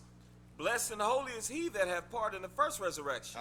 On such the second death hath no power. Read Revelations 2:11. Hold that, we coming back. Get Revelations 2:11. Y'all with us? All right. Revelation chapter 2 and verse 11. This is what he said. The second death hath no power. Let's find out what Christ says. Read. He that hath an ear, let him hear what the Spirit saith unto the churches. What? He that overcometh. He that overcometh, he that endures to the end, he that overcomes iniquity, overcomes sin. Read. Shall not be hurt of the second death. Do y'all see that? That lake of fire, that spiritual death will not hurt you because you did what you're supposed to do now. Everybody see that? So don't take your salvation lightly. Don't take your repentance lightly. This is why, that's why I said, blessed are they that have part of the first resurrection. This is the first state of becoming alive again. We were dead. We were dead in our works. The scriptures tell us that. Say we were all dead in our works of iniquity. Everybody see that? But now that we're repenting, what's happening? That life and that breath of life is entering into us. The spirit of life is coming into us. Now we're alive again. Ready to move towards immortality. While those that are dead physically are waiting to go and be dead spiritually and tormented forever. Did everybody see that? Let's go back to Revelations 20. So he says, as the second death hath no power. Go ahead. 20 and 6. Uh-huh. But they shall be priests of God and of Yahushua, Uh-huh. and shall reign with him 1,000 years. Now, just like how Esau had that 1,000-year reign, it's similar to that. When you overcome and don't take part of the second death, what are you going to have? You're going to have immortality. You're going to have that long life. That's what it means, 1,000 years. It's not the same time as speaking about with Esau. Okay? How do we know that? Get Daniel. Get Daniel chapter 7, and let's read verse 18.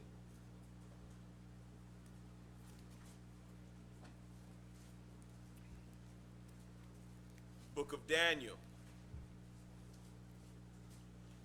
chapter 7 and verse 18. But the saints of the Most High shall take the kingdom and possess the kingdom forever. For how long? Even forever. Even forever. Go ahead. And ever. See, when we take the kingdom, we taking it forever. That 1,000 years was temporary. You understand? That's why I said the so-called white man, Rome is going to reemerge itself for a little while. Well, they ain't going to reemerge themselves when we in complete power. That's it. Remember, what's the fate of Esau? What does Obadiah say? That all of them shall be what? Cut off by slaughter. That there should be none remaineth of the mount of Esau. Y'all see that? Go back to Revelations.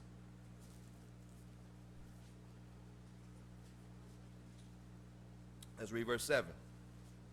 Revelation chapter 20 and verse 7. Stay with me now. Read. And when the 1,000 years are expired. Now that's when the Byzantine is going back to that now. When they're ruling for that 1,000 years and it's over, remember it says Satan shall be loosed for a little season. Read. Satan shall be loosed out of his prison. See that? He's going to be loosed. Read. And shall go out to deceive the nations. Then he's going to go out. Well, we know they ain't talking about when we're in power. Because he ain't going to be loose to go out to deceive nothing. All wickedness is going to be gone. Everybody understand?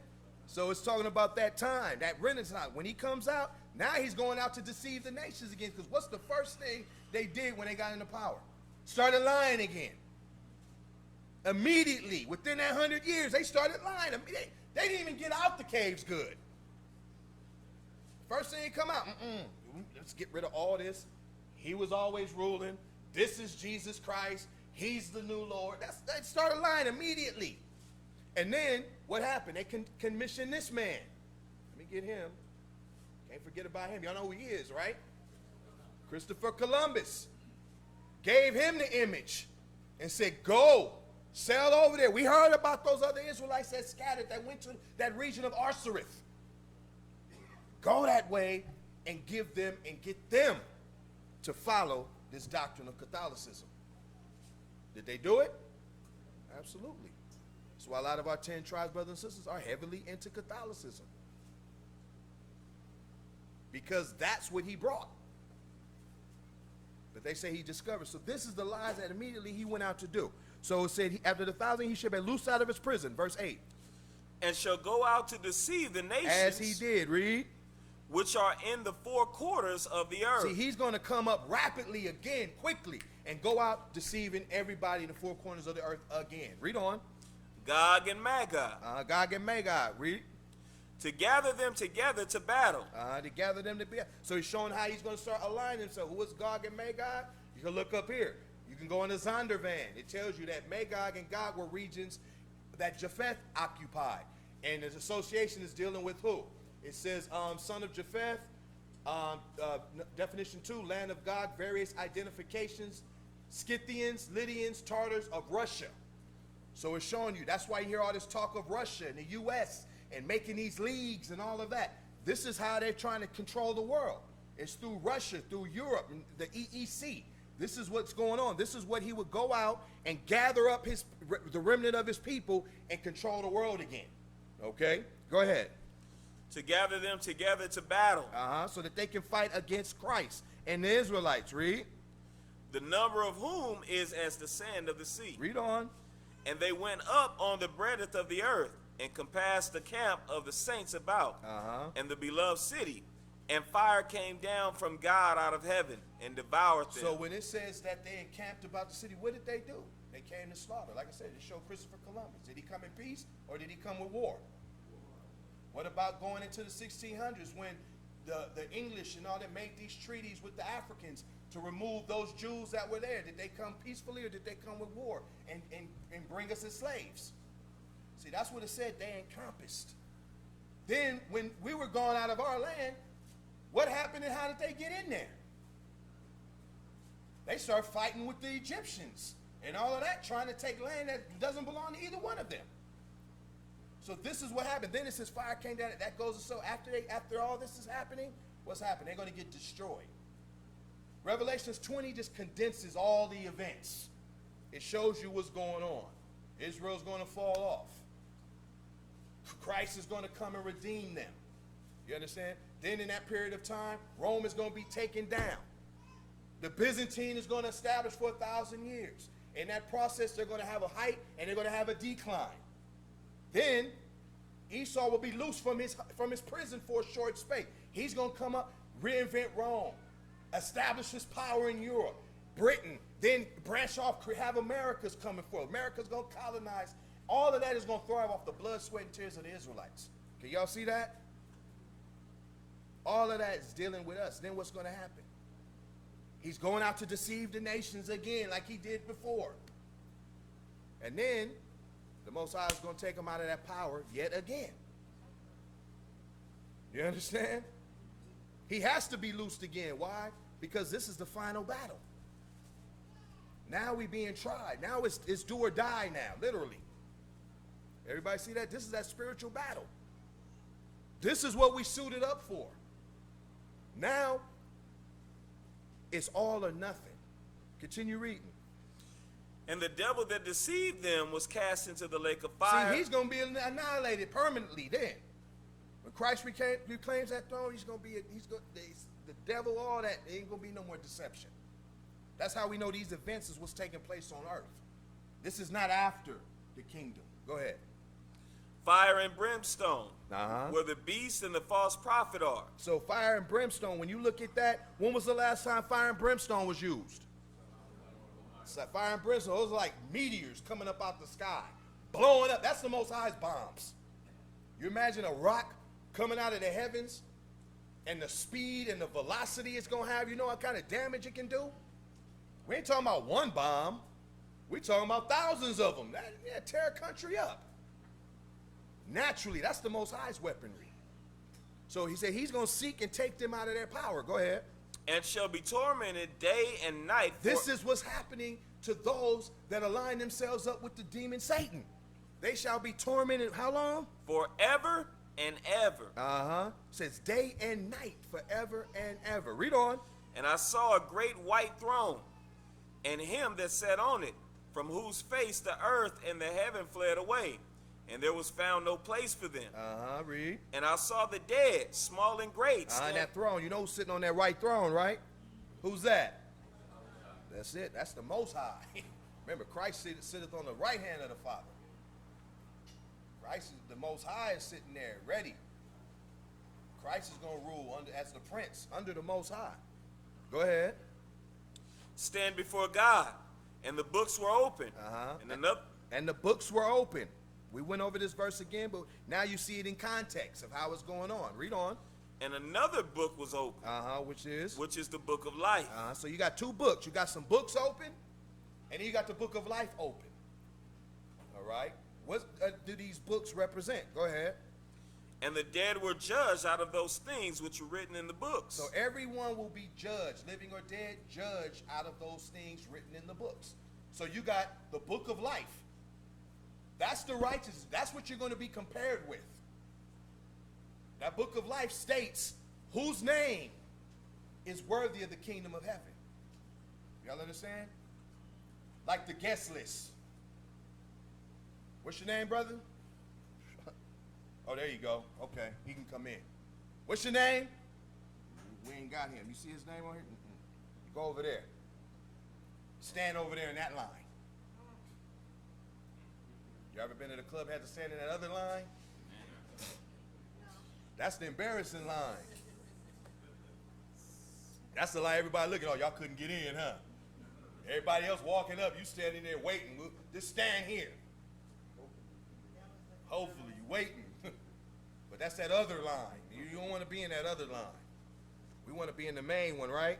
Continue on. So is it in the book of life? Go ahead. And the dead were judged out of those things which were written in the books, according to their works. So everything you did is recorded in those books. And then, based on what's written in those books, will determine if your name is in the book of life. That's how it is. The Most High is about big. He gave us fair warning, did he not? He gave us a law and said, listen, this is what you got to do. Keep my commandments and live. That's it. Why shouldest thou die? But people love life, people love death more than life. That's a fact. Read on. And the sea gave up the dead which were in it. So everything that was alive at one point has died. Everyone and everything is being judged. You got to remember, our forefathers, those that were beheaded, that didn't see the kingdom, they got to get it, right? That's what they died for. So even though they may have died, remember, they may have died like 400 or 500 years ago. Let's find out about them real quick. You flip over to chapter 5. I think I want 6. Yeah, chapter 6, I'm sorry, 6 and 9. Revelation 6 and 9.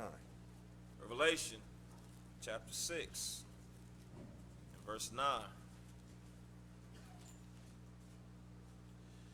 And when he had opened the 5th seal, I saw under the altar the souls of them that were slain for the word of God. See, you had many people that had died for standing up for the word of the Most High. You understand? So what did he say? He said he saw the souls of them. So they were physically dead, but were they spiritually dead? The spirit is what controls the body. That's really what you are, alive or dead, is based on your spirit. This is flesh. When you die, the body's still there. Look just like it did when it was alive, right?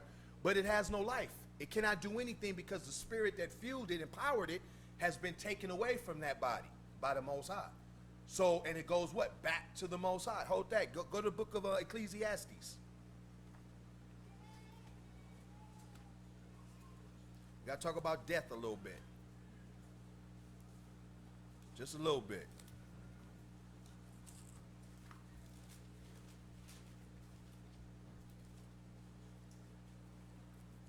And let's read chapter 12 and verse 7. Ecclesiastes chapter 12 and verse 7. Then shall the dust return to the earth as it was. So when a person dies, his body returns to dust, as it was originally formed from. Go ahead. And the spirit shall return unto God who gave it. See that? And the spirit goes to the Most High, who originally gave it in the first place. Let's go back to where we was at.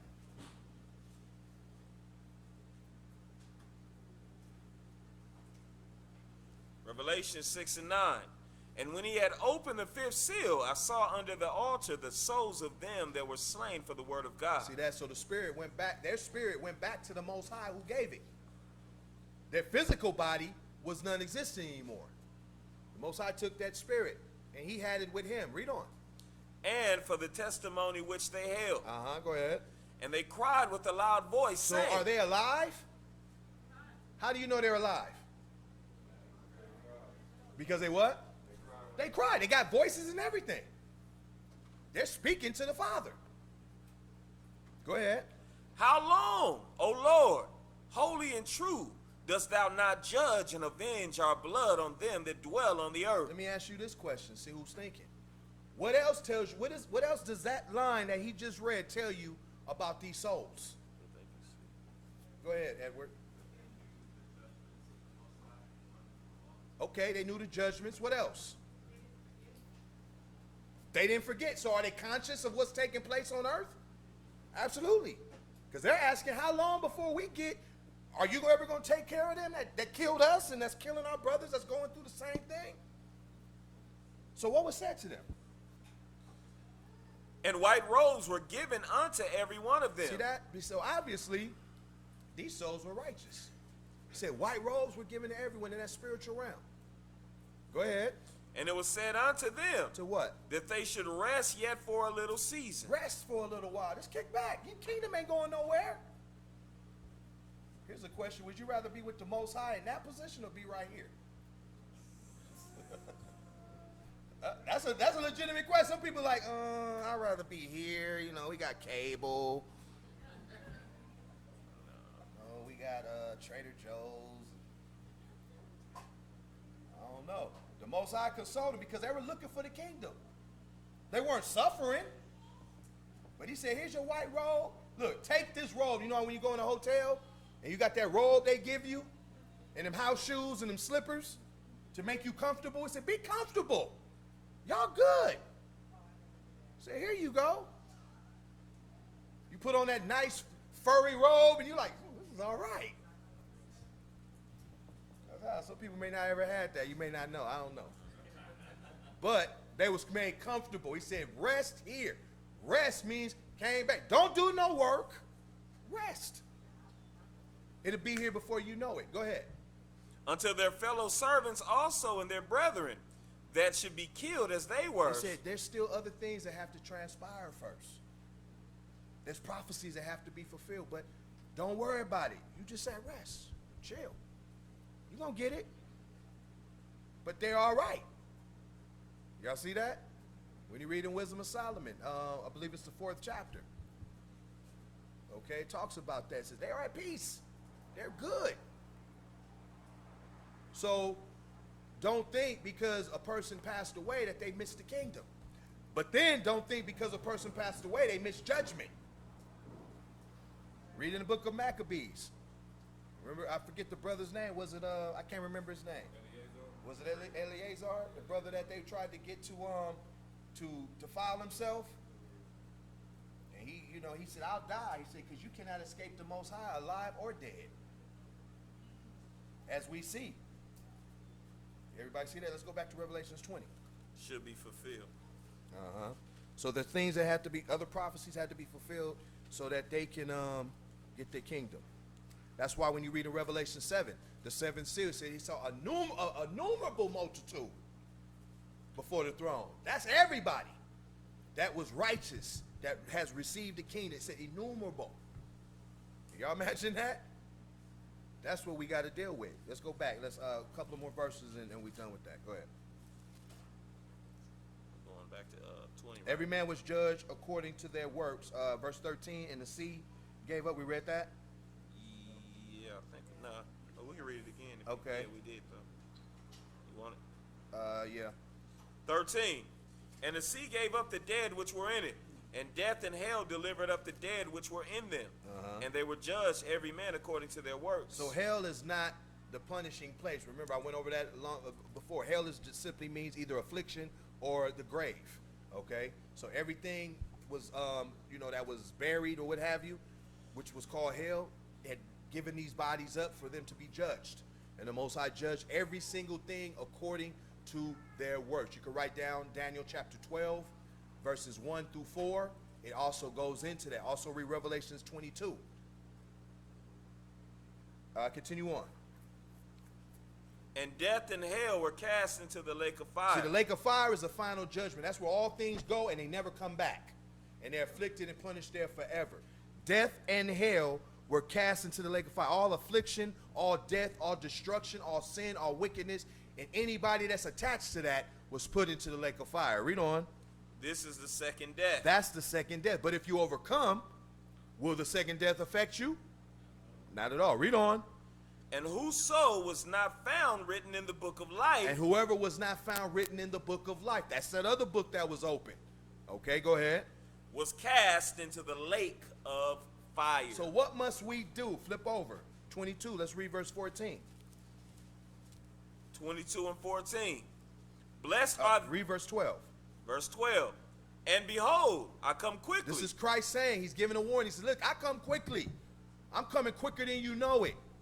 Is not time accelerating? Can y'all feel that? Time is flying. Go ahead. And my reward is with me. And he has his reward. Read. To give every man according to his works. See that? To give every man according to his work. Whatever he or she was doing, that's how they're going to be received. okay, and the work and the judgment accordingly. Read on. according as his work shall be.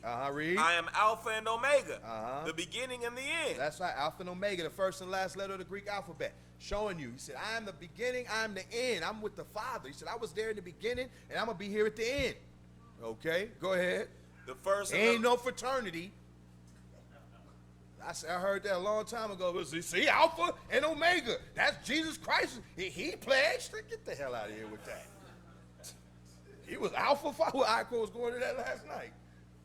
Omega 5, whatever. the first and the last. Blessed are they that do his commandments. See, blessed are they that do his commandments. Read. That they may have right to the tree of life. See, that tree of life. That's that immortality. Go ahead. And may enter in through the gates into the city. You see that? That's how we get into the kingdom of the Most High. Because who's not going to make? Who's not on the list and have to go to that other line? Read. For without are dogs. Dogs, meaning unclean individuals. Okay? Because why? The dog's supposed to be outside. He tends to the flocks. Go ahead. And sorcerers. And those that's into witchcraft and all the other stuff. Go ahead. And whoremongers. Whoremongers, buying prostituting, fornication. Go ahead. And murderers. Killing. Read on. And idolaters. Worshiping images and all kind of things that are replicas of images. Go ahead. And whosoever loveth and maketh a lie. See that? If you like the white Christ, you love a lie.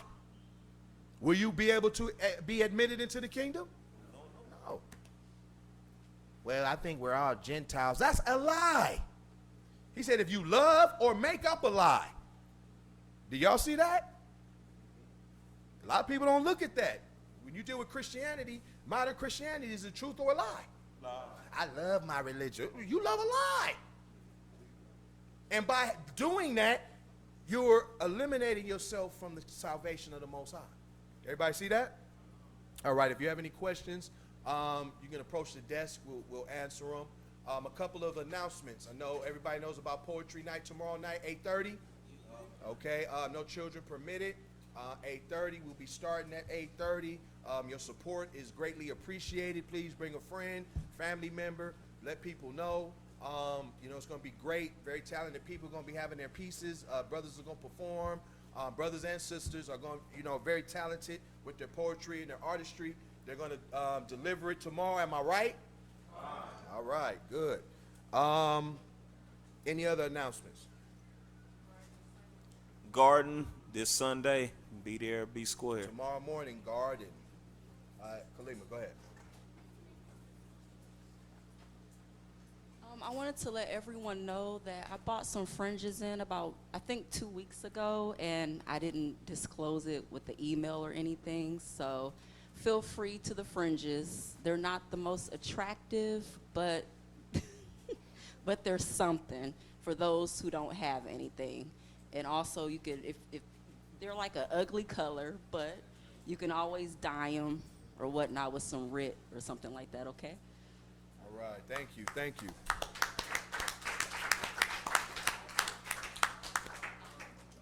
In the back. Also, concerning the Feast of Tabernacles, we will be going to Table Mountain. We have the dates for the monies for each adult. That's $45 per adult. And those monies will be due no later than September the 9th. So mark that on your calendar. September the 9th, monies for Table Mountain, our Feast of Tabernacles, are due September the 9th. All adults. Thank you. Also, we have, don't want you guys to forget about the Game of Honor. It's going to be on the 3rd of September. Please